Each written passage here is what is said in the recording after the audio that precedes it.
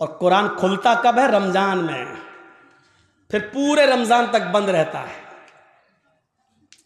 फिर जब रमजान का महीना आएगा तब वो कपड़े से खुलेगा, धूल उस वक्त धूल साफ होगी, अपने जहेज के बर्तन रोज धोएगी, अम्मा की और बाप की तरफ से मिले हुए बर्तन रोज धोएगी। लेकिन कुरान जिस जुज़दान में लिपटा हुआ है उसको महीनों हो जाते हैं, उसको साफ करने की नौबत नहीं।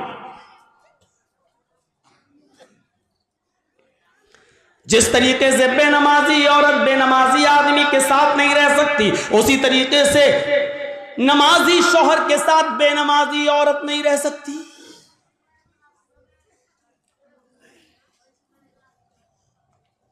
देख रहे हैं आप, इन नबियों पर भी नमाज फर्ज थी।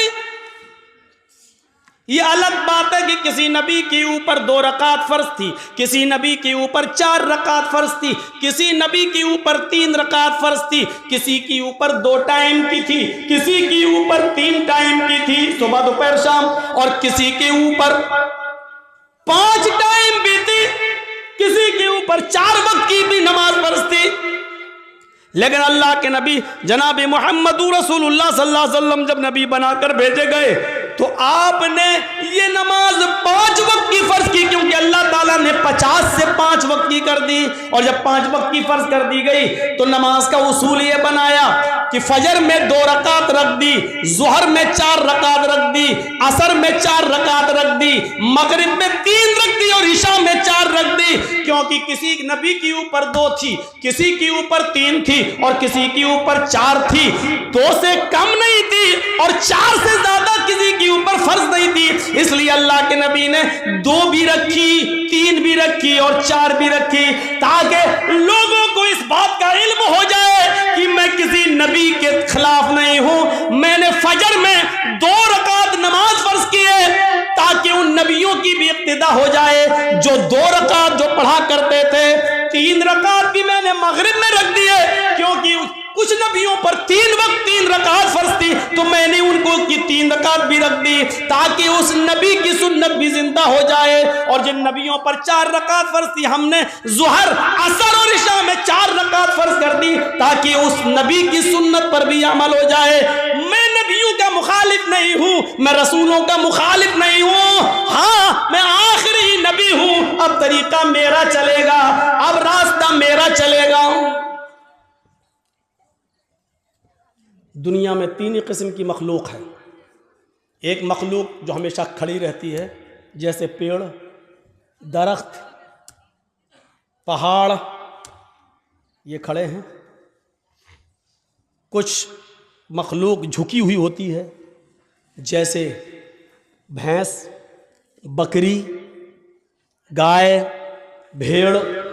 आप देखिए, हम लोग जब ऐसे रुकू में चले जाएं तो बिल्कुल वही शक्ल हो जाती है। और कुछ मखलूक ज़मीन से चिपकी हुई होती है, जैसे छिपकली, चूहा। दीवार पे भी चढ़ेगा तो चिपका हुआ होगा, ज़मीन पे होगा तो ऐसे होगा। ये 3 ही किस्म की मखलूक है, चौथी कोई किस्म नहीं है। और अल्लाह कहता है युसब्बिहु लिल्लाहि मा फिस समावाति व मा फिल अर्द, ज़मीन व आसमान की सारी मखलूक अल्लाह की तस्बीह बयान कर रही है, अल्लाह की हम्द व सना बयान कर रही है।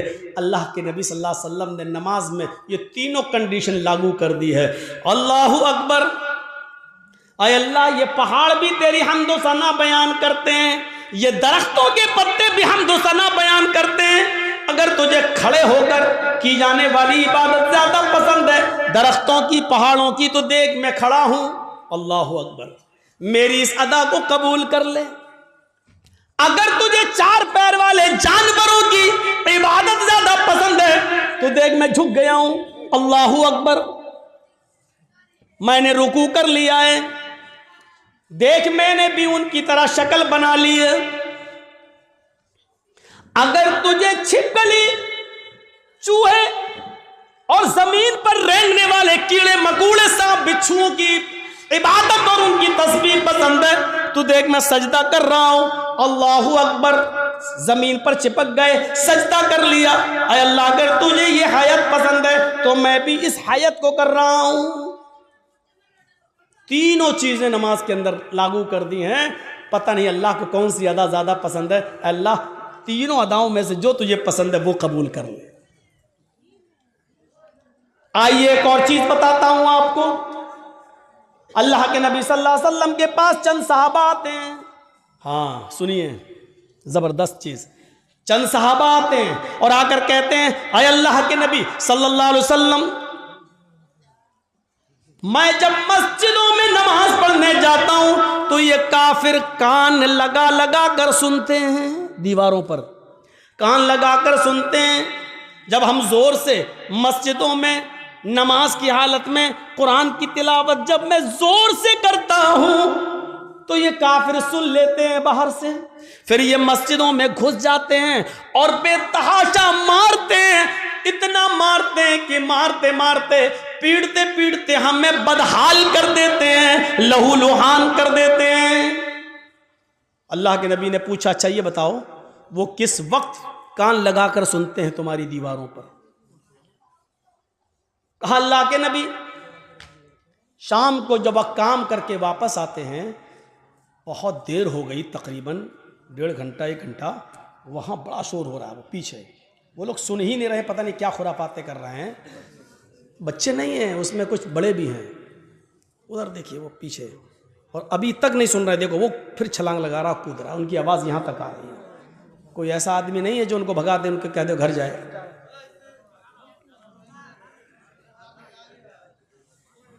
इतने शैतान बच्चे, इनके माँ बाप से पूछो, हमें हमारा दिल कहता है ये रात में पैदा हुए होंगे।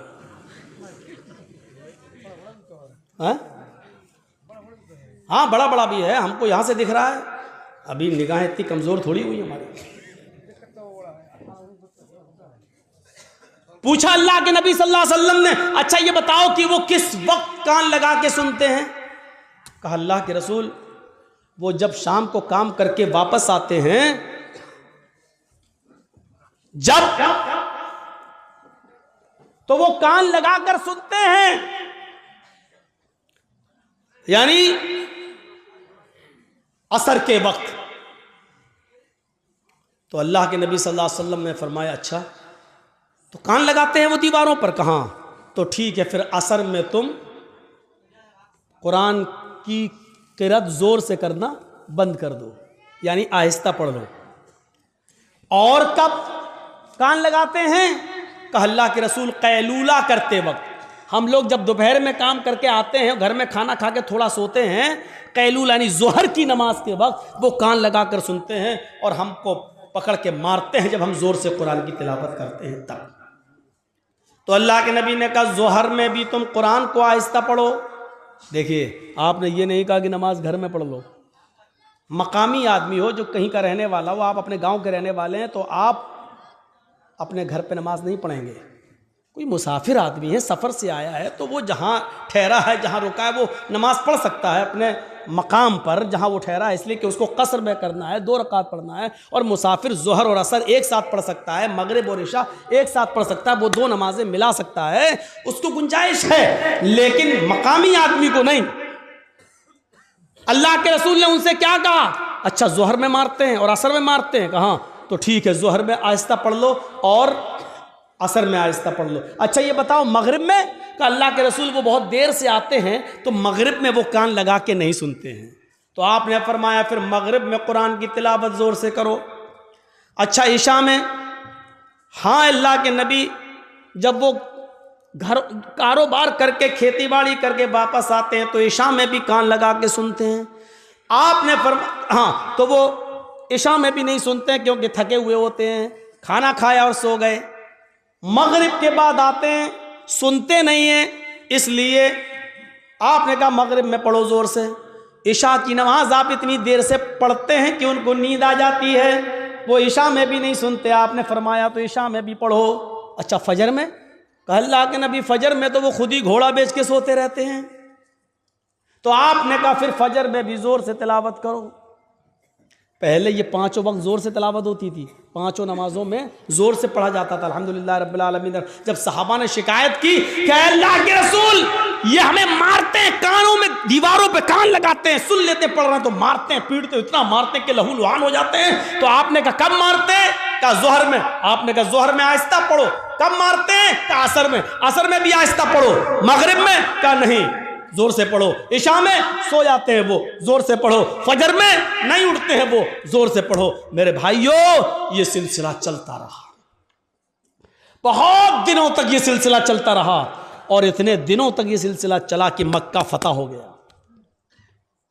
जब मक्का में कामयाबी मिल गई और नबी की हुकूमत आ गई, तब सहाबा किराम ने फिर अर्ज किया। अब जो चीज बताना चाहता हूं वो सुनिए। अब सहाबा ने अर्ज किया, आए अल्लाह के नबी, जब हमारे हालात खराब थे, जब ये हमें मारते थे, पीटते थे, जिसकी वजह से आपने आहिस्ता पढ़ने का हुक्म दे दिया था जोहर में और असर में, अब तो ये मारते नहीं हैं, अब तो हुकूमत हमारे हाथ में आ गई, अब तो मक्का और मदीना की बागडोर हमारे हाथ में है, तो आए अल्लाह के नबी, हमें पहली वाली इजाजत दे दीजिए, अब हम फिर से 5 वक्त की नमाजों में जोर से तिलावत करें। भाई हालात अब खत्म हो गए, पहले हालात बुरे थे इसलिए आपने आहिस्ता पढ़ने को कह दिया, अब तो हमारे फेवर में है हालात, अब तो हमारे हक में है हालात, तो अब क्यों हम आहिस्ता पढ़ें, अब हम जोर से पढ़ेंगे। आपने कहा नहीं, नहीं, बिल्कुल नहीं। सहाबा ने कहा अल्लाह के रसूल, क्या ये वजह नहीं थी कि ये लोग हमें मारते थे इसलिए आपने आहिस्ता पढ़ने के लिए कह दिया था? आपने कहा वजह यही थी। कहा जब वो रीजन खत्म हो गया, जब वो वजह खत्म हो गई, तो अब जोर से पढ़ने की इजाजत क्यों नहीं दी जा रही है? अल्लाह के नबी ने क्या फरमाया? आपने फरमाया इसलिए कि बाद में आने वाले लोग जब ये सोचेंगे कि जोहर में, असर में आहिस्ता पढ़ने की इजाजत क्यों दी, और मगरिब में, इशा में और फजर में जोर से तिलावत क्यों की जाती है, जब ये बाद में आने वाले लोगों को पता चलेगा, जब वो इसकी हिस्ट्री पढ़ेंगे, जब वो हदीसें पढ़ेंगे, जब उनको मालूम होगा कि सहाबा किराम मार खाते थे, इतना पीटे जाते थे कि उनकी चमड़ी उधड़ जाती थी, लहूलुहान हो जाते थे, इसके बावजूद उन्होंने नमाज नहीं छोड़ी, मारे खाई लेकिन नमाज पढ़ी, आहिस्ता पढ़ी लेकिन पढ़ी, नमाज छोड़ी नहीं है। जब उनको इस बात का इल्म होगा तब उनको पता चलेगा कि साहबा किराम ने बड़ी से बड़ी मुसीबतें झेली हैं लेकिन नमाज नहीं छोड़ी है, नमाज तर्क नहीं की है, तो फिर वो भी नमाजी बन जाएंगे, वो भी नमाज के पाबंद हो जाएंगे।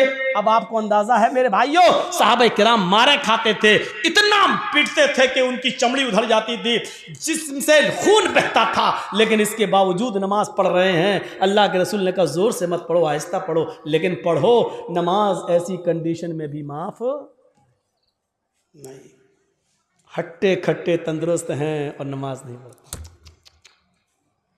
और जुर्रत देखो, बहादुरी, हिम्मत तो देखो, अजान की आवाज आ रही है, कुछ लोग मस्जिद में नमाज के लिए जा भी रहे हैं, लेकिन कलेजा इतना बड़ा कि उन नमाजियों के सामने होटलों पे बैठ के चाय हम पी रहे हैं। हमारा दिल और हमारा कलेजा कितना मजबूत है। या अल्लाह, तेरा अजाब कैसे रुका हुआ है। इतनी बड़ी गलती अगर पुराने पिछले ज़माने की उम्मतों ने की होती तो अभी तक आग और पत्थर के अजाब से वो हलाक हो गए होते। अल्लाह रब्बुल आलमीन का अजाब हम पर आ क्यों नहीं रहा है? इसकी वजह क्या है? इतना बड़ा कलेजा। मस्जिद के सामने होटल के बाहर, मस्जिद के बाहर होटल पे बैठ जाए हम, और नमाज मस्जिद के अंदर हो रही हो, और हम मस्जिद के सामने से गुजर जाएं साइकिल लेकर और बाइक लेकर।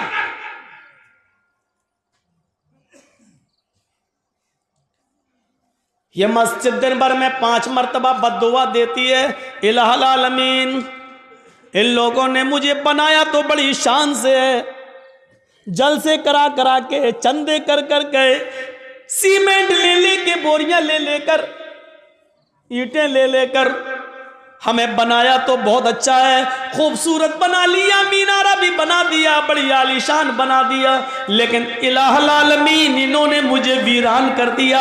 बनाने के बाद मुझे आबाद नहीं किया। आय अल्लाह, इन्होंने मेरा पेट नहीं भरा। अल्लाह, इन्होंने मुझे बनाने के बाद मेरे पास नहीं आए, मेरी गोद में नहीं आए। आय अल्लाह, जिस तरीके से इन्होंने मुझे बनाने के बाद वीरान कर दिया। आय अल्लाह तू इनकी जिंदगियों में वीरानी पैदा कर दे। अल्लाह जिस तरह इन्होंने मुझे बर्बाद किया तू इनको बर्बाद कर दे। अल्लाह जिस तरीके से इन्होंने हमें बना सवा कर दुरुस्त करने के बाद हमें भुला दिया है, आय अल्लाह तू इनको भुला दे। मेरे भाइयों, ये मस्जिदों की कहीं बद्दुआओं का नतीजा तो नहीं जो हमारे हालात ही है, जो हमारे हालात ही हैं। पहले जमाने में जब जंगें होती थी, नमाज का वक्त हो जाया करता था, बादशाह नमाज की हालत में बादशाह जंग की हालत में नमाज के लिए खड़ा हो जाता था। दूसरा बादशाह ये समझता था कि ये क्या हो रहा है, बताया ये नमाज पढ़ रहे हैं, अल्लाह को याद कर रहे हैं, अल्लाह से दुआ कर रहे हैं। वो बादशाह अपनी फौज लेकर भाग जाता था, ये कहते हुए कि जो कौम तीरों और तलवारों कि सायों में भी अपने रब को न भूलती हो तो उसका रब उसे कैसे भूल जाएगा। जो कौम तलवारों के सायों में पली हुई हो, तीरों तलवारों के सायों में जो नमाज अदा कर रही हो, ऐसी पोजीशन में भी वो अपने रब को भूल नहीं रही हो, अपने रब की इबादत कर रही हो, फिर उसका रब हमारे साथ क्या करेगा अगर हमने इनको इस पोजीशन में मारा। वो अपनी फौज, अपने हथियार, अपने घोड़े, अपना सारा हथियार वहीं पर डालकर भाग जाया करते थे, ये कहते हुए कि ऐ अल्लाह वालों हम तुम्हारा मुकाबला नहीं कर सकते, ऐ अल्लाह वालों हम तुम्हारा मुकाबला नहीं कर सकते। मेरे भाइयों, कल तक हमारे ये हालात थे, आज हमारे हालात ये, हमारी मस्जिदों में नमाज हो रही है लेकिन काफिरों की बारात बजती हुई जाती है, उनके बैंड बजते हुए जाते हैं, उनके गाने बजते हुए जाते हैं, लेकिन हमारी अजान की आवाज या नमाज की किरत भी हो रही हो तो उनको कोई फर्क नहीं पड़ता। क्योंकि जब अजान और नमाज के वक्त हमने अपनी टीवियों को बंद नहीं किया है, जब हमने अपने घरों में टीवियां चलाना शुरू कर दी तो फिर काफिरों के दिलों से भी हमारा रोबो दबदबा निकल गया, काफिरों के दिलों से भी हमारा रोबो दबदबा खत्म हो गया। क्यों होगा? हमने काफिरों के दिलों में अपनी इज्जत बनाई कहां है? कहां बनाई है हमने अपनी इज्जत? ग़ज़वा अहज़ाब का वो मौका याद करो। सुनो, सिर्फ एक नमाज थी, बस एक, वो भी अल्लाह के रसूल सल्लल्लाहु अलैहि वसल्लम की, नबी की एक नमाज, और वो भी छूटी नहीं थी, बस सिर्फ उसका असल वक्त निकल गया था। ग़ज़वा, जंग हो रही है, नाम है उस ग़ज़वे का ग़ज़वा अहज़ाब। और सुनो, कलेजा संभाल कर सुनो, दिल संभाल के सुनो इस वाक़े को। ग़ज़वा अहज़ाब, काफिरों की तरफ से तीर चल रहे हैं, मुसलमानों की तरफ से भी तीर चल रहे हैं। ये जंग इतनी खतरनाक हुई कि असर की नमाज का वक्त आ गया, लेकिन सहाबाए किराम संभल नहीं पाए, कोई इधर था कोई उधर था। नमाज पढ़े तो कैसे पढ़े? एक साथ होते तो चलो आधे पढ़ लेते, आधे जंग करते, फिर ये जो आधे पढ़ चुके होते ये जंग में चले जाते, जो छूट गए वो बाद में पढ़ लेते। लेकिन कोई इधर है कोई उधर है। ये असर की नमाज का वक्त था, असर की नमाज का वक्त। अल्लाह के रसूल नमाज पढ़ा नहीं सके और सहाबा एक साथ जमा नहीं हो सके। कोई इधर से तीर चला रहा, कोई उधर से तीर चला रहा है, लेकिन तीर चलाते चलाते चलाते चलाते मगरिब का सूरज जो डूबता है, मगरिब की नमाज के लिए सूरज के डूबने से, सूरज के गुरूब होने से थोड़ी देर पहले सहाबा किराम ने उस जंग पर कामयाबी हासिल कर ली, यानी काफिरों को हरा दिया। लेकिन असर की नमाज का वक्त निकल गया। सुनिए, असर की नमाज का वक्त निकल गया था। जल्दी से वहीं साहबा ने तयम्मुम किया और वुजू बना, तयम्मुम पानी तो था नहीं, जल्दी से तयम्मुम किया और नमाज पढ़ना शुरू कर दी। सूरज डूबने से, गुरूब होने से पहले पहले अल्लाह के नबी ने और सहाबा ने असर की नमाज पढ़ ली। सिर्फ वक्त निकल गया। जो पढ़ना चाहिए था पौने, हम लोगों के यहाँ कितने बजे होती है असर? आपके यहाँ कितने बजे हो रही है असर? 2:45 पर। हाँ, कहीं 3:30 पे भी हो रही होगी। हम 3:15। आपकी मस्जिद में कितने बजे हो रही है? 3:15। अब 3:15 की जगह पर कोई आदमी 5:15 पे नमाज पढ़े तो वक्त निकल गया है ना उसका, असर का। मान लीजिए 5:30 पे सूरज डूब रहा है और 5:15 पे आदमी नमाज पढ़ रहा है, तो सूरज डूबने से पहले ही तो पढ़ रहा है वो। सूरज गुरूब होने वाला है, जल्दी से अल्लाह के रसूल ने और सहाबा ने तयम्मुम किया और नमाज पढ़ ली। और पढ़ने के बाद जो जुमले कहे वो सुनो, जो जुमले कहे उन काफिरों के लिए वो सुनो।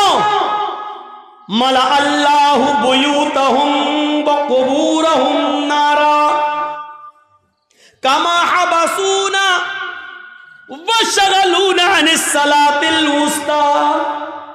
बुखारी शरीफ की हदीस के अल्फाज हैं। अल्लाह के नबी फरमाते हैं, इलाहुल आलमीन, जिन काफिरों की वजह से आज हमारी असर की नमाज का अव्वल वक्त निकल गया,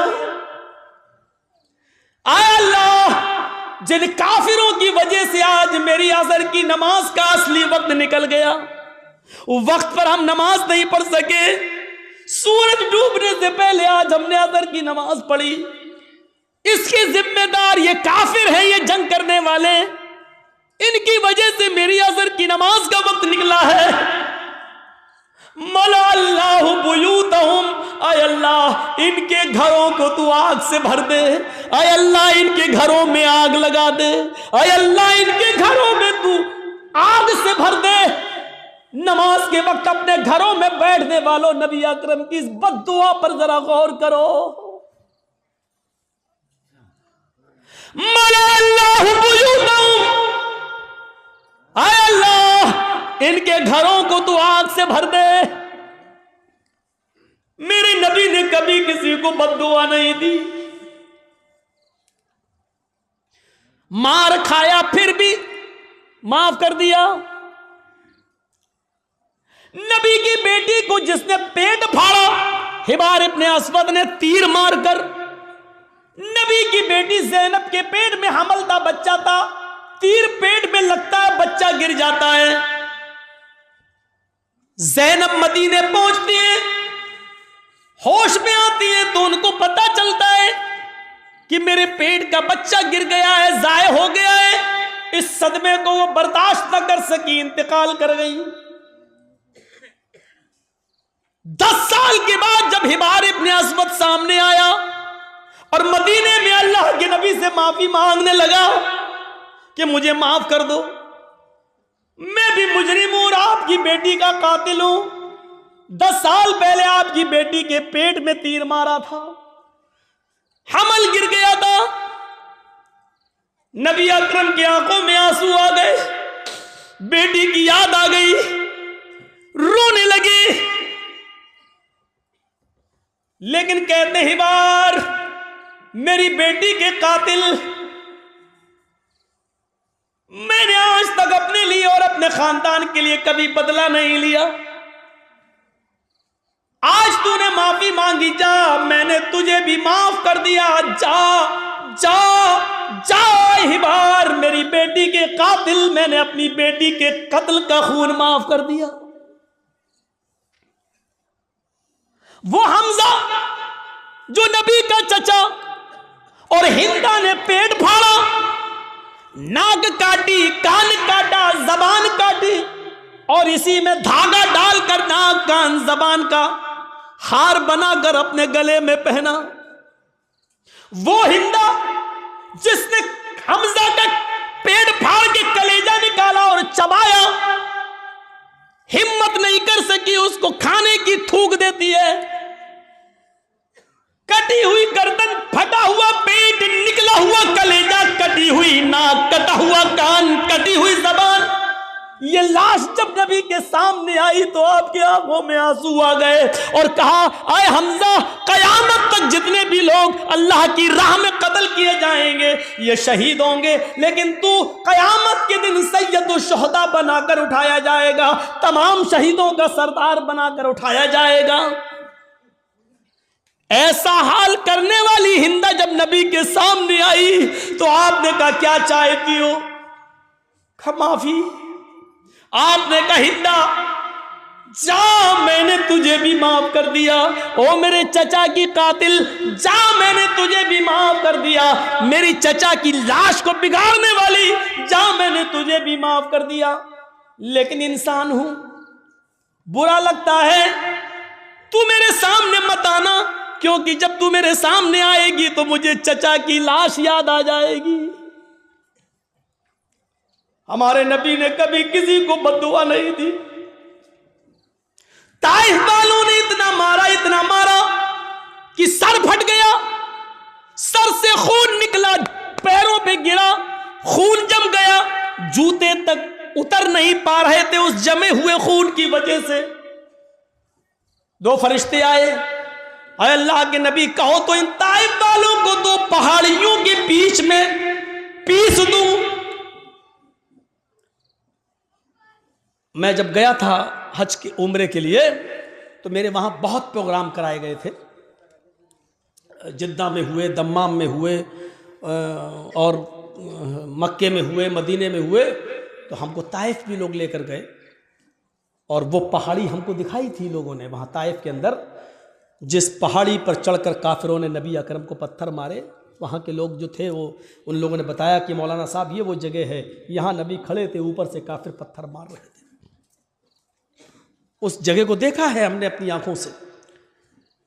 काफी ऊंचाई पर पत्थर मार रहे, जोर से पत्थर, ऊंचाई से पत्थर मारेंगे और वो नबी के सर पे लगेगा तो कितनी जोर से लगता होगा। फरिश्ते मौजूद, वो दोनों पहाड़ी जिसके बीच में ताइफ बसा हुआ है, अगर इस पहाड़ी को यहां से लाया जाए, उस पहाड़ी को यहां से लाया जाए, दोनों को मिलाया जाए तो इस पहाड़ी के बीच में जितने लोग रहते हैं कब पिस के सुरमा बन जाए कुछ नहीं कहा जा सकता। फरिश्तों ने कहा आप कहिए तो इन ताइफ वालों को इस दोनों पहाड़ियों के बीच में लाकर पीस दें, इनको कुचल दें, इनको खत्म कर दें, इनको बर्बाद कर दें। तो अल्लाह के रसूल ने क्या कहा? नहीं। फरिश्तों ने दोबारा कहा तो अल्लाह के नबी ने फरमाया अल्लाहुम्मा हद कौमी फइन्नहुम ला यअलमून। आए फरिश्तों, नहीं नहीं, इनको मारो नहीं, अल्लाह इनको हिदायत देगा और इंशाअल्लाह इनकी पुश्त से आने वाली नस्लें मुसलमान होंगी, इनकी नस्लें कलमा पढ़ने वाली होंगी, मुझे नबी मानने वाली होंगी। आए अल्लाह तू इनको हिदायत दे, ये मुझे जानती नहीं है कि मैं कौन हूं। आपने उस मौके पर भी बदला नहीं लिया। देख रहे हैं आप, बेटी के कातिल को माफ कर रहे हैं, बदला नहीं ले रहे हैं, हिंदा को माफ कर रहे हैं, इंतकाम नहीं ले रहे हैं।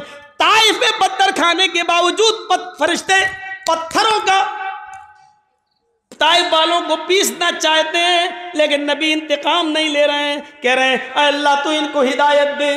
मार खाकर दुआएं देने वाले नबी, लेकिन आज उसूल देखो, जिसने कभी बद्दुआ नहीं दी आज वो बद्दुआ दे रहा है। क्या कह रहा है? मलाल्लाहु बुयूतहुम, आय अल्लाह इन काफिरों के घरों को आग से भर दे, इसलिए कि आज इन्होंने मेरी बेटी को कत्ल नहीं किया, मेरे चचा का कलेजा नहीं निकाला, नाक नहीं काटी, कान नहीं काटा, इन्होंने आज मुझे नहीं मारा, बल्कि आज इनकी वजह से असर की नमाज का वक्त निकला। गौर करो, बेटी को मारा तो उसको माफ कर दिया, चचा का कलेजा निकाल के खाने वाली को माफ कर दिया, लेकिन जिनकी वजह से असर की नमाज छूट गई, वक्त पर नहीं पढ़ सके, उनको माफ नहीं कर रहे। अल्लाह के नबी कह रहे मलाल्लाहु बुयूतहुम, और अल्लाह इनके घरों को तू आग से भर दे। और जब ये मर जाए आग में, और जब इनकी कब्रों, जब इनको दफन किया जाए कब्रों में, तो कुबूरहुम, अय अल्लाह मरने के बाद भी इनको बख्शना नहीं, इनकी कब्रों में भी आग लगा देना। कितनी डेंजर बद्दुआ है। अंदाजा लगाओ, नमाज जिनकी वजह से छूट रही है वो भी सोचें। जर्जी साहब नमाज पढ़ते हैं, नमाज का वक्त हो रहा है, मस्जिद में जा रहे हैं, और आप नमाज के वक्त में अपने घर में नाश्ता कराने ले जा रहे हैं, तो इसका मतलब यह है कि आपकी वजह से नमाज छूट रही है, आप सबब बन रहे हैं।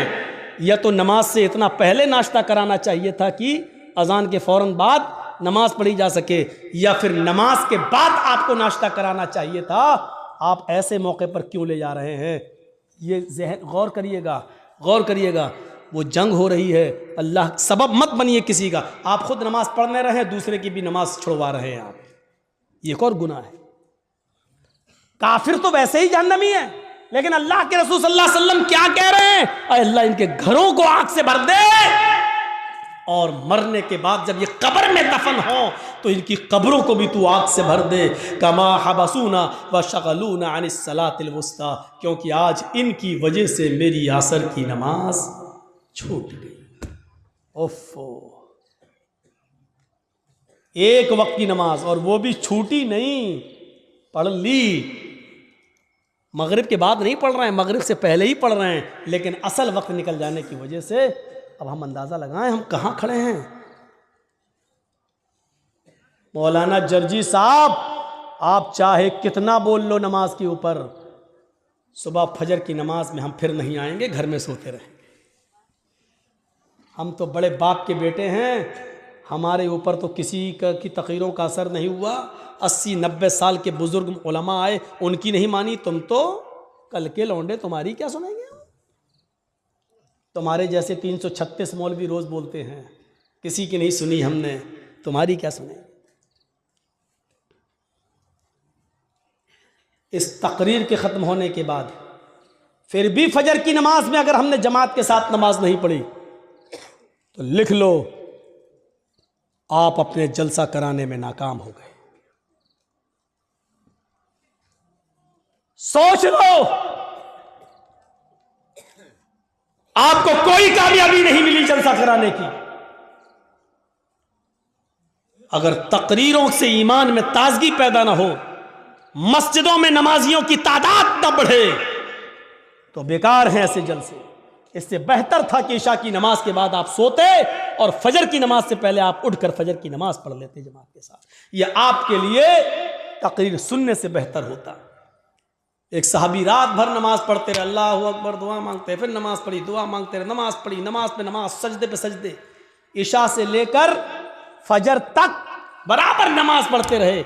नीयत थी फजर की नमाज पढ़कर सोएंगे, लेकिन थोड़ी देर पहले, फजर की नमाज से थोड़ी देर पहले उनकी आंख लग गई। अब सुनो, फजर की नमाज से थोड़ी देर पहले, भाई रात भर जाग लिए तो थोड़ी देर पहले ऐसे वैसे लेटे थे, चलो थोड़ा लेट जाते हैं, कमर सीधी करते हैं, अभी अजान का वक्त होने वाला, गए काम से।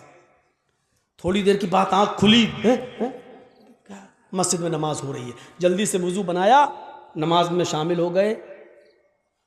जमात तो मिल गई, दोनों रकातें मिल गई, लेकिन फजर की नमाज से पहले जो 2 रकात सुन्नत पढ़ी जाती थी वो नहीं पढ़ पाए। सुन रहे हैं? गौर से सुनिए, वो नहीं पढ़ पाए।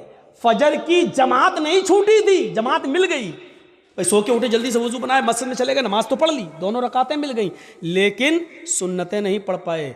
बाद में जब वो सुन्नतें पढ़ने लगे, सुन्नतें पढ़ने के बाद फ़र्ज़ नमाज के बाद जब अल्लाह के नबी ने सलाम फेर दिया, सलाम फेरने के बाद देखा कि वो कोई सुन्नत पढ़ रहा है। सुन्नत के बाद जब आपने उनको बुलाया, आपने उनसे कहा ये बाद में तुम कौन सी नमाज पढ़ रहे थे? कहा अल्लाह के रसूल, वो रात भर नमाज पढ़ी थी मैंने, इबादत की थी, और फजर की नमाज से थोड़ा पहले मुझे नींद आ गई, आँख खुली तो मैंने जल्दी से वुज़ू बनाया, मस्जिद में आ गया, जमात खड़ी थी, तो जमात के होते हुए हमने सुन्नत नहीं पढ़ी, पहले जमात पढ़ ली, बाद में सुन्नत पढ़ ली।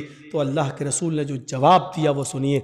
आपने फरमाया, काश तो पूरी रात आराम से सोता, काश तो पूरी रात इशा की नमाज के बाद से लेकर फजर तक आराम से सोता, गहरी नींद में सोता, लेकिन फजर की नमाज से पहले उठकर वुजू बना लेता और फजर की नमाज से पहले 2 रकात सुन्नत पढ़ लेता।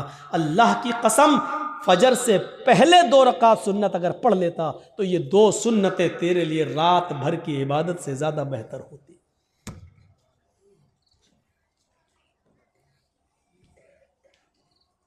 फजर की नमाज से पहले 2 रकात सुन्नत तुम्हारी रात भर की इबादत से ज्यादा बेहतर होती। क्यों जागे तुम रात भर? यानी ऐसी इबादत से क्या फायदा कि जलसा सुनो 12 बजे तक, 1 बजे तक, और सोते सोते 2 बज जाए, और फजर की नमाज में जब आप उठ ना सके और मस्जिद में ना जा सके, तो ऐसे जलसों से क्या फायदा? ये बंद होने चाहिए ड्रामे। हाँ, मैं इसको ड्रामा कहता हूं। जो जलसे लोगों को नमाजी ना बना सके वो ड्रामा है। जो तकरीरें लोगों के दिलों में ईमान ताजा ना कर सके वो नौटंकियां हैं। वो लैला मजनू की कहानियां हैं।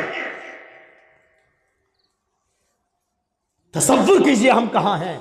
नमाज कितनी जरूरी चीज है हमारी सोसाइटी और हमारे समाज में और हमारे लिए। रमजान का चांद देखा जाता है और ईद का भी देखा जाता है। रमजान का चांद देखने के लिए एक आदमी की, बाशरा आदमी की गवाही की जरूरत है। अगर एक आदमी ये कह दे कि मैंने चांद देखा है तो दूसरे दिन से रोजा रखा जाएगा। ईद के चांद के लिए 2 आदमियों की गवाही जरूरी है। ईद के चांद के लिए उसूल है। अब रमजान के लिए एक आदमी की गवाही काफी है, लेकिन ईद के चांद के लिए 2 की गवाही चाहिए। क्यों चाहिए? अल्लाह के नबी से पूछो। हर चीज का जवाब हमारे पास नहीं है, बस नबी ने कह दिया हमें मानना पड़ेगा। ईद की चांद के लिए 2 आदमी की गवाही चाहिए है?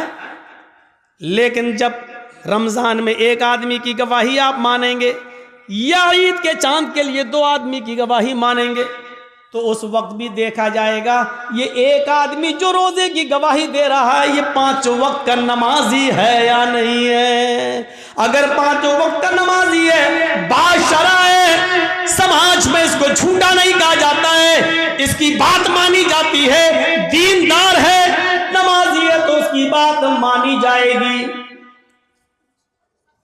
नमाज रोजे का पाबंद नहीं है, जुमे तक की नमाज नहीं पढ़ता है और ऐसा आदमी गवाही दे रहा है तो उसकी गवाही भी, चाहे वो कितना भी सच बोल रहा हो, उसकी गवाही भी उसकी जेब में घुसेड़ दी जाएगी। भाग, नहीं तस्लीम की। रोजे का चांद एक आदमी की गवाही है और एक आदमी अगर नहीं देखता चांद, लेकिन एक औरत चांद देखती है तो एक औरत की गवाही नहीं मानी जाएगी। 2 औरतों की गवाही एक मर्द के बराबर है। लिहाजा औरतें 2 होना चाहिए, आदमी एक आदमी अगर कह दे बाशरा हो कि मैंने रोजे का चांद देखा है रमजान का, तो रोजा रखा जाएगा। लेकिन एक औरत चाहे वो कितनी भी नेक हो, दीनदार हो, नमाजी तहज्जुद गुजार हो, लेकिन एक औरत अगर चांद की गवाही देती है तो उसकी बात नहीं मानी जाएगी। 2 औरतें होना चाहिए। ऐसे ही ईद का चांद 2 मर्दों की गवाही चाहिए, लेकिन 2 मर्दों ने नहीं देखा है, एक मर्द ने देखा है और एक औरत ने, तो नहीं मानी जाएगी। एक मर्द ने देखा है तो 2 औरतें होनी चाहिए, या 4 औरतें होनी चाहिए, वो भी बाशरा। अब हम अपने जहन में इस बात को रखें कि जब यहां बेनमाजियों की गवाही नहीं मानी जा रही है, सोचिए तो और मामलात के अंदर बेनमाजी की हैसियत क्या होगी। आइए एक और चीज की तरफ हम तुम्हें लेके चलते हैं। या अय्युहल्लज़ीना आमनुस्तईनु बिस्सब्रि वस्सलाह, ये बड़ी प्यारी चीज हम आपको बताने के लिए चल रहे हैं मेरे भाइयों। या अय्युहल्लज़ीना आमनुस्तईनु बिस्सब्रि वस्सलाह, आई ईमानो वालो तुम सब्र और नमाज के जरिए अल्लाह से मदद मांगो। बड़ी प्यारी आयत है। छोटा सा बच्चा है, अभी वो अपनी मां का दूध पीता है, 8-9 महीने का, 10 महीने का, 1 साल का है, चलता है फिरता है, पूरी ताकत नहीं है, हल्के हल्के पैरों से चलता भी है, गिरता भी है। कभी कभी उसके सामने अनजाना आदमी आ जाए तो डरता भी है। उसके सामने कोई कीड़ा मकोड़ा टहलने लगे तो वो डरता भी है। आपने देखा होगा, मां ने अपने बच्चे को छोड़ा, चलना सिखा रही है, थोड़ा चलता है गिरता है, थोड़ा चलता है गिरता है। मां थोड़ी दूर हट के देखती है, देखे कितनी दूर जाता है बच्चा। बच्चा थोड़ी दूर गया, वहां कोई जानवर देखा, कोई कीड़ा मकोड़ा देखा, वो उधर से पलटा, भागता है अपने मां के पास। मां जल्दी से अपने दोनों बाहें फैला देती है और बच्चा जब डरता है तो वो अपनी मां की गोद में आ जाता है। जैसे ही बच्चा अपनी मां की गोद में आता है, वो अपने आप को बिल्कुल महफूज कर लेता है, समझ लेता है। अब वो समझता है कि मैं सबसे बड़े खतरे से टल चुका हूं। अब सबसे बड़ी मुसीबत, भाई बच्चे के लिए तो वही सबसे बड़ी मुसीबत है जिससे वो डर रहा है। बच्चा अपनी मां की गोद में आया, और जैसे ही वो अपने मां की गोद में आता है, वो समझता है कि अब मुझे कोई खतरा नहीं है, क्योंकि मैं एक सुरक्षित गोद में आ गया हूं, एक महफूज गोद में के अंदर आ गया हूं।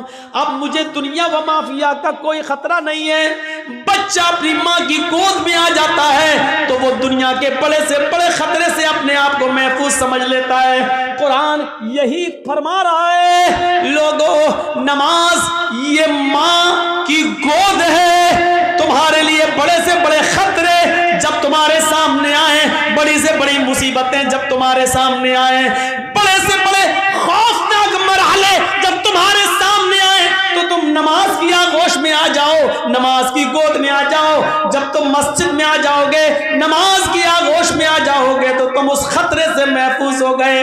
नमाज अपने नमाजी को अपनी गोद में ऐसे ले लेती है जैसे माँ अपनी गोद में अपने बच्चे को ले लेती है। जैसे बच्चा माँ की गोद में आकर अपने आप को महफूज समझ लेता है, ऐसे ही नमाजी नमाज के अंदर अपने आप को महफूज समझ लेता है।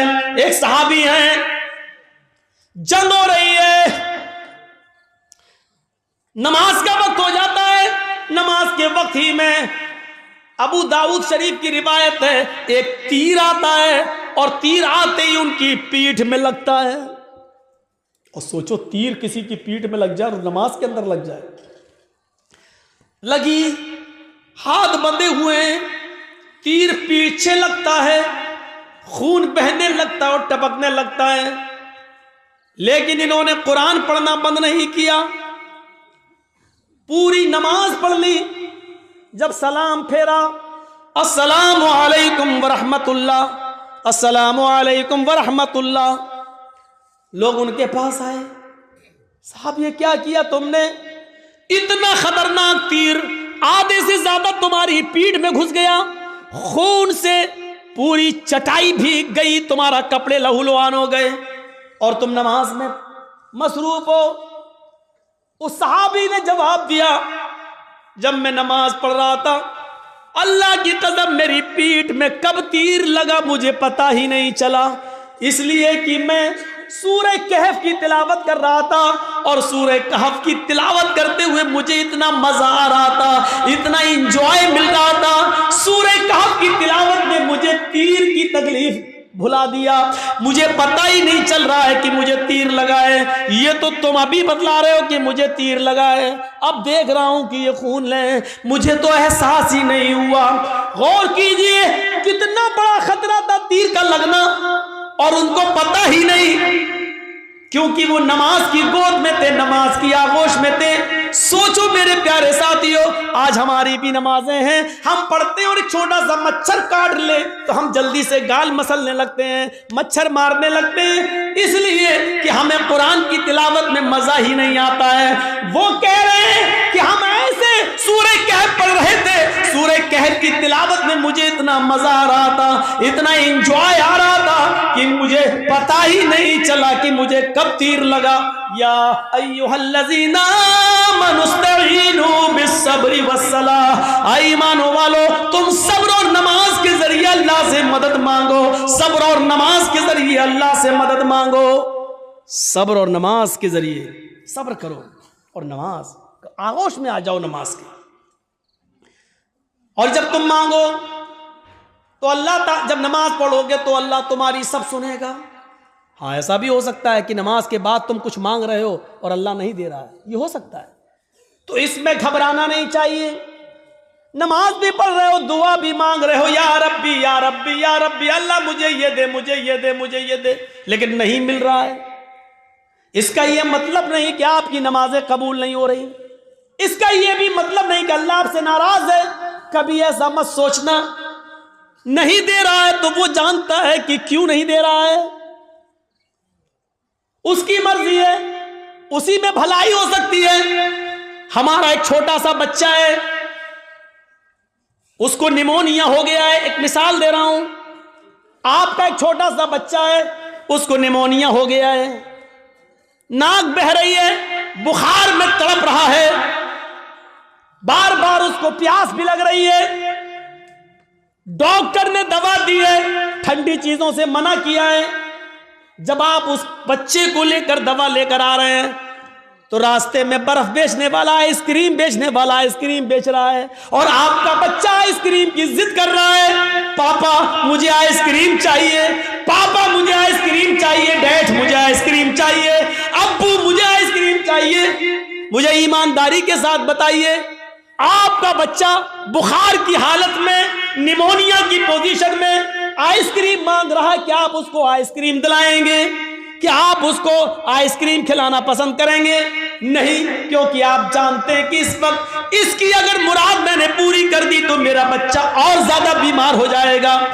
आप उसके 1000 जिद करने के बावजूद आप उसको आइसक्रीम नहीं देंगे, जबकि आपको बुरा लग रहा है कि मेरा बच्चा बेचारा मांग रहा है। आप नहीं चाहते कि उसकी तमन्ना पूरी ना हो, आप चाहते कि दिलाएं, लेकिन उसकी बीमारी बतला रही है आइसक्रीम उसके लिए नुकसानदेह है। आप बाप होते हुए भी अपने बच्चे को आइसक्रीम नहीं दिलाएंगे, क्योंकि आप जानते हैं कि मेरे बच्चे के लिए क्या अच्छा है क्या बुरा है।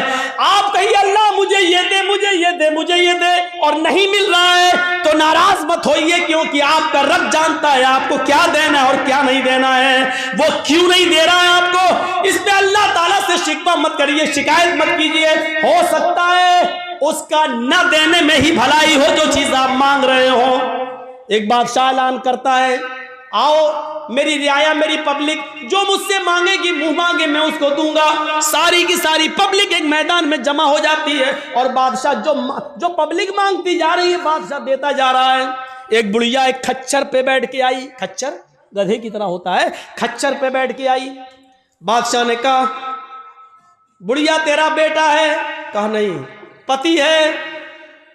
कहा नहीं। कोई नहीं है? कहा नहीं।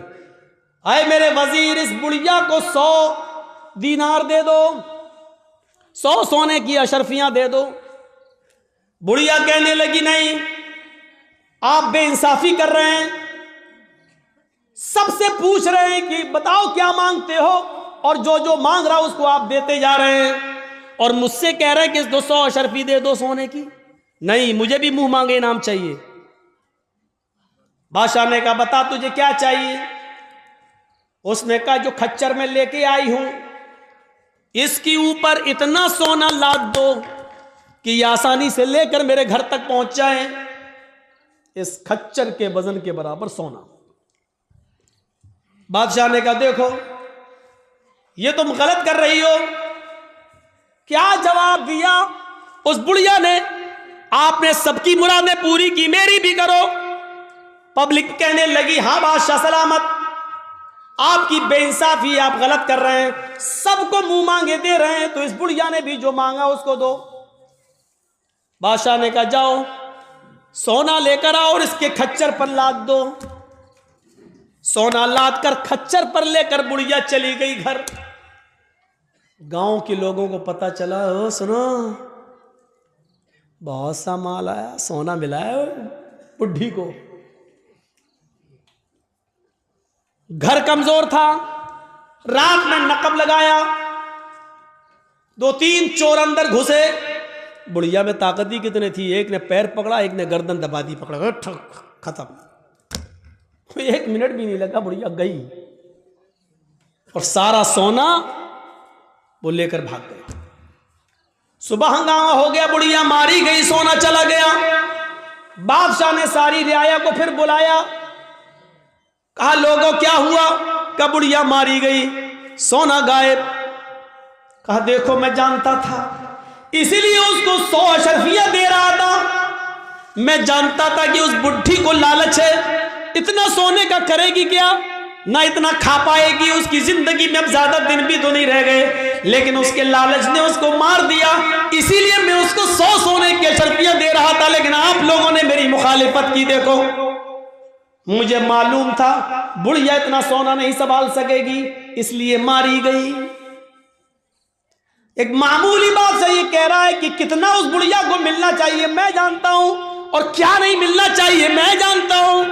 तो जो लोग अल्लाह से दुआएं मांगते, मुझे ये दे दे, मुझे ये दे दे, लेकिन नहीं मिल रहा है, उसका रब जानता है कि क्या देना चाहिए, क्या नहीं देना चाहिए, कितना देना चाहिए और कितना नहीं देना चाहिए, ये उसको मालूम है। इसलिए उसने जितना दिया है उसी पर राजी रहो, उसी पर खुश रहो। ज्यादा माल तबाही और बर्बादी का बायस भी बन जाता है। कल मैंने बताया था, अल्लाह के नबी ने जब जन्नत में झांक कर देखा तो जन्नत में सबसे ज्यादा गरीब, फकीर और मिस्कीनों को देखा, और जहन्नम में झांक कर देखा तो सबसे ज्यादा औरतों को देखा। मेरे भाइयों, अंदाजा लगाइए, या अय्युहल्लज़ीना आमनू इस्तईनु बिस्सब्रि वस्सलाह। नमाज एक माँ की तरह है। जिस तरह बच्चा माँ की गोद में आ जाता है तो अपने आप को महफूज समझता है, ऐसी बड़ी से बड़ी मुसीबतें जब हमारे और आपके ऊपर आए तो हम नमाज में मसरूफ हो जाएं। यकीन नहीं आता तो सुनो, इब्राहिम अलैहिस्सलाम अपनी बीवी सारा के साथ, सारा, हाजरा तो दूसरी है, सारा पहले थी, पहली बीवी कौन है? सारा। सारा के साथ जा रहे हैं और जालिम बादशाह के मुल्क में घुस जाते हैं। उस मुल्क को क्रॉस करना चाहते हैं। जालिम बादशाह के वजीरों ने लोगों को बताया, बादशाह को बताया, एक आदमी है, उसके साथ एक औरत है और बड़ी खूबसूरत है। बादशाह ने कहा, अच्छा खूबसूरत है, कहाँ? बुला के लाओ। इब्राहिम और सारा बुला कर लाए गए। बादशाह ने पूछा, ये तुम्हारी कौन है? इब्राहिम अलैहिस्सलाम ने फरमाया, ये मेरी बहन है। इब्राहिम अलैहिस्सलाम ने ये सुन रखा था कि उस बादशाह को अगर ये कह दिया जाए कि ये मेरी बहन है तो भाई के साथ जब बहन को देखता है तो वो फिर हाथ नहीं लगाता है, छोड़ देता है। तो कह दिया कि बहन है। ये झूठ नहीं था। इब्राहिम अलैहिस्सलाम ने जब ये कहा कि ये मेरी बहन है तो इस हैसियत से कहा कि सारी दुनिया के मुसलमान आपस में भाई हैं और सारी दुनिया की औरतें बहन है। ईमानी रिश्ते से उनको अपना बहन दिल में नियत की थी। ईमानी रिश्ते से तो सभी बहन है, हर कोई एक दूसरे का भाई, एक दूसरे की बहन है। लेकिन चूंकि खूबसूरत इतनी थी हज़रत सारा कि बहन कहने के बावजूद भी उसकी नीयत ख़राब रही। उसने कहा, इनको कहीं ले जाओ और सारा को ज़रा हमारे दरबार में लेके आओ। इब्राहिम अलैहिस्सलातु वस्सलाम अपनी बीवी से कहते हैं, जाओ। इब्राहिम अलैहिस्सलाम को एक जगह रोक दिया जाता है। सारा को अकेले ले जाया जा रहा है और जब बादशाह की खुलवत में, बादशाह की तन्हाई में सारा को कर दिया जाता है तो बादशाह ने सारा ने दुआ मांगी, इलाहुल आलमीन, मैं अपने शौहर इब्राहिम की अमानत हूँ और आज तक मैंने तेरे दीन की कभी मुखालिफत नहीं की है। अल्लाह, इस जालिम बादशाह से मेरी इज्जत व आबरू की हिफाजत फरमा। ये कहकर बादशाह ने जब उस सारा के ऊपर अपना हाथ बढ़ाया तो सारा की दुआ रंग लाई और सीने के पास आते आते हाथ रुक गया। न आगे बढ़ रहा है, न पीछे हट रहा है, न नीचे हो रहा है, न ऊपर जा रहा है, यहीं पर आकर शल हो जाता है। जैसे ये सारा अलैहिस्सलाम है और ये उनके सीने का हिस्सा है, ऐसे उस पर पकड़ के हाथ मारा, ये बस यहाँ पर रुक गया। अब न आगे बढ़ रहा, न पीछे हट रहा, न इधर हो रहा, न इधर हो रहा। चीख कर कहता है, सारा, तेरे पास कोई खुदाई ताकत है जो मेरे हाथ को मजबूती के साथ पकड़े हुए है? अल्लाह से दुआ कर, मैं वादा करता हूं कि मैं तुझे हाथ नहीं लगाऊंगा। हजरत सारा ने दुआ की और बादशाह का हाथ सही हो गया। फिर नीयत खराब हो गई उसकी, पता नहीं, हो सकता है ऑटोमेटिक हो गया हो। उसने दोबारा हाथ बढ़ाया तो दोबारा फिर हाथ वहीं पर रुक गया, हजरत सारा के थोड़ा पास। शल हो गया, ना आगे ना पीछे, न दाएं ना बाएं। अरे सारा, एक बार और दुआ कर दे, इसके बाद हम तुझे कभी हाथ नहीं लगाएंगे, मैं छोड़ दूंगा। उसने फिर दुआ कर दी, अल्लाह इसको ठीक कर दे, सही हो गया। लेकिन कहते ना, इतनी खूबसूरत थी कि उसका दिल मुतमईन नहीं था। तीसरी मर्तबा उसने फिर बदअहदी की और फिर हाथ बढ़ाया, फिर हाथ सब चल पड़ गया, आगे नहीं बढ़ा। कहता है कि मैं कसम खाता हूं अपने रब की, जिसको वो रब मानता था, मैं अपने माबूद की, अपने खुदा की कसम खा के कहता हूं अब हाथ नहीं लगाऊंगा, मुझे आखिरी बार माफ कर दे और दुआ कर।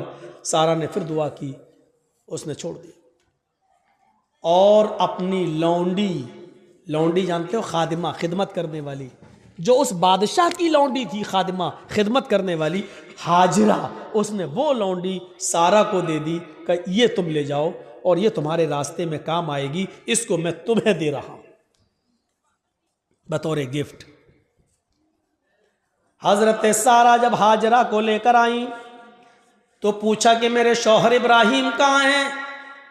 बादशाह की पुलिस, बादशाह की फौज जब हजरत सारा को इब्राहिम अलैहिस्सलाम के पास लेकर गए तो हजरत सारा क्या देखती है कि इब्राहिम अलैहिस्सलाम नमाज में मसरूफ हैं, नमाज पढ़ रहे हैं। मुस्लिम शरीफ की हदीस है, वो नमाज में मसरूफ है, नमाज पढ़ रहे हैं और नमाजी में ये दुआ कर रहे हैं कि अल्लाह मेरी बीवी की हिफाजत फरमा, अल्लाह मेरी बीवी की हिफाजत फरमा, अल्लाह जालिम बादशाह के जुल्म से हमारी बीवी को बचा ले। नमाज में मसरूफ हैं। मेरे भाइयों, जब सारा के ऊपर मुसीबत आई और जालिम बादशाह ने जब उनको पकड़ा और अपने आगोश में लेना चाहा तो उनके पति इब्राहिम अलैहिस्सलाम नमाज के अंदर गिर जाते हैं, नमाज में मसरूफ हो जाते हैं, नमाज पढ़ना शुरू कर देते हैं। गौर कीजिए, जब किसी के ऊपर मुसीबत आए तो उसको नमाज के अंदर नमाज पढ़ना चाहिए, उसको नमाज के अंदर अल्लाह रब्बुल आलमीन से दुआ करनी चाहिए, क्योंकि नमाज एक माँ है, आपको अपनी आगोश में ले लेगी और जब आप नमाज की आगोश में आ जाएंगे तो सारे खतरों से महफूज हो जाएंगे, सारे खतरों से आप अलग हो जाएंगे, फिर कोई खतरा नहीं रहेगा, टल जाएगा वो खतरा। आपको याद होगा, सही बुखारी की रिवायत है, बनी इसराइल में एक नौजवान था, नाम था उसका जुरैज, बहुत नेक इबादत करने वाला, बड़ा अल्लाह वाला, बड़ा नमाजी। एक बार हजरत जुरैज नमाज के अंदर मसरूफ थे, नमाज पढ़ रहे और उनकी मां को किसी चीज की जरूरत पेश आ गई तो जुरैज को आवाज देने लगी, आई जुरैज। जुरैज कहते हैं अल्लाह मैं नमाज में हूं और पीछे मेरी मां आवाज दे रही है। जुरैज ये कहते हैं अल्लाह मैं क्या करूं, मैं नमाज में और मेरी मां पीछे आवाज दे रही है। फिर उसने तीसरी आवाज दी, जुरैज, लेकिन जुरैज ने कोई जवाब नहीं दिया, वो नमाज पढ़ते रहे। चौथी बार जुरैज की मां के मुंह से ये जुमला निकला, जुरैज तूने मेरी आवाज सुनकर भी अनसुना कर दिया। आय अल्लाह, जुरैज उस वक्त तक न मरे जब तक कि वो किसी बदकार औरत का मुंह न देख ले। आय अल्लाह, जुरैज को उस वक्त तक तू मौत मत देना जब तक कि जुरैज किसी बेशरम और बेहया औरत के साथ हम बिस्तरी न कर ले, उसके साथ जिना न कर ले। मां की बद्दुआ थी, मां ये बद्दुआ देकर चली गई।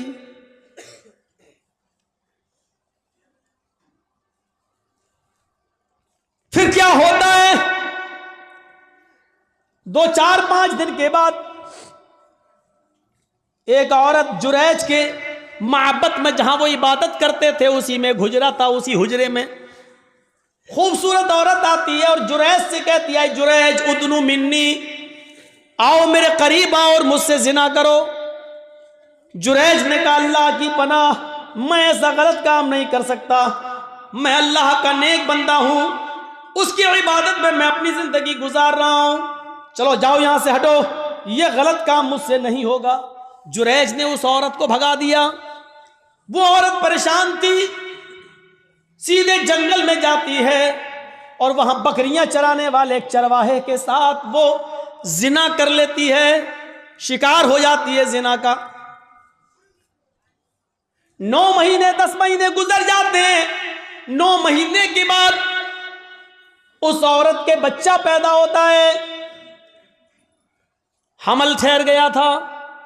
9 महीने के बाद जब बच्चा पैदा हुआ तो उस चरवाहे का तो पता ही नहीं कि वो कहां का रहने वाला था, कहां चला गया, और न ये औरत उसको पहचानती थी। बस जुनून था उसको किसी से मिलने का, मिल लिया वो। ये जुरैज नहीं मिला तो जंगल के चरवाहे के पास चली गई, लेकिन चरवाहे का पता नहीं। 9 महीने से इसके घर में जब बच्चा पैदा होता है तो पूरे गांव वाले इस पर भिल पड़े, है तेरी शादी नहीं हुई, बच्चा कहां से आया। जब उसको ज्यादा परेशान किया गया और गंभीरता से इस बात को ली गई कि पूरा समाज बदनाम हो जाएगा, बता पहले ये बच्चा किसका है, तो उस औरत ने जुरैज का नाम ले दिया। उस औरत ने जुरैज का नाम ले लिया कि इस बच्चे का बाप जुरैज है। आजकल तो डीएनए टेस्ट हो जाएगा, पता चल जाएगा किसका बच्चा है, लेकिन उस जमाने में तो डीएनए टेस्ट की कोई मशीनरी नहीं थी, पैथोलॉजी और साइंस ने इतनी तरक्की नहीं की थी, कोई पैथोलॉजी भी नहीं थी। पूरा गांव आया गुस्से में और देखा कि जुरैज नमाज पढ़ रहा, पूरा नमाज से उनको खींचा, हट देख कितना अल्लाह वाला बना फिरता है, नमाज पढ़ रहा है। और उसका पूरा इबादत खाना तोड़ दिया। अब बड़ा नालायक आदमी है, बड़ा कमीना इंसान है, उसका इबादत खाना तोड़ दिया। मारा नहीं, उसको खींच लिया। देख कितना अच्छा बनता है, कितना नेक बनता है, सजदों पे सजदे करता है, रात में नमाज पढ़ता है, दिन में नमाज पढ़ता, और कारनामा देख, गांव की लड़की के साथ ऐसा हाल, उसको मां बना दिया, प्रेग्नेंट कर दिया, उसके पेट में बच्चा। किस किस को सफाई देते। जब औरत ये कह रही है कि इस बच्चे का बाप जुरैज है, तो अब जुरैज किस किस को सफाई देते। नहीं मानता कोई उनकी बात। जुरैज समझ गए कि वो बच्चा किसी और का है, लेकिन उस औरत ने मेरा नाम लगा दिया। तो बजाय लोगों को सफाई देने के जुरैज ने एक जगह चटाई बिछाई। इबादत खाना तो तोड़ दिया, जुरैज ने एक जगह चटाई बिछाई और उसी पर वो नमाज पढ़ने में मसरूफ हो गए। और नमाज के अंदर ये दुआ करने लगे, आय अल्लाह, इसकी सच्चाई अगर सामने न आई तो दुनिया में फिर कभी कोई तेरे नेक बंदों पर भरोसा नहीं करेगा, कभी भी फिर नेक लोगों पर एतबार न किया जाएगा, हर नेक आदमी फिर बदनाम हो जाएगा। आय अल्लाह, मैं नमाज के अंदर तुझसे दुआ मांगता हूं कि इसकी सच्चाई जाहिर कर दे। नमाज पढ़ रहे हैं, उधर अल्लाह ताला ने उस बच्चे को कुव्वते गोयाई की, जो बच्चा उस औरत ने पैदा किया था, जो चरवाहे की पैदावार था, वो बच्चा जोर जोर से कहने लगा, आए गांव वालों, आए गांव वालों, आए समाज वालों, मेरी मां झूठ बोल रही है, मैं जुरैज का बेटा नहीं हूं, मेरा बाप फला जंगल का फला चरवाहा है, जो फला फला बस्ती में रहता है, मेरी मां ने उसके साथ जिना किया था, मैं उस बाप की, उस चरवाहे की औलाद हूं, मैं जुरैज का बेटा नहीं हूं, जुरैज ने मेरी मां के साथ कुछ नहीं किया। जब वो बच्चा जोर जोर से बोलने लगा, इस बच्चे के जोर से बोलने की वजह से लोगों को यकीन आ गया कि इस औरत ने झूठा जुरैज का नाम लिया है। वो माफी तलाफी करते हुए आए और कहने लगे, जुरैज हमें माफ कर दो, हम सोने का तुम्हारा माबद, इबादत खाना सोने का बना देंगे, हमें हमारे पास इतना सोना है, हम सोने का तुम्हारा इबादत खाना बना देंगे। जुरैज ने कहा नहीं नहीं, जिस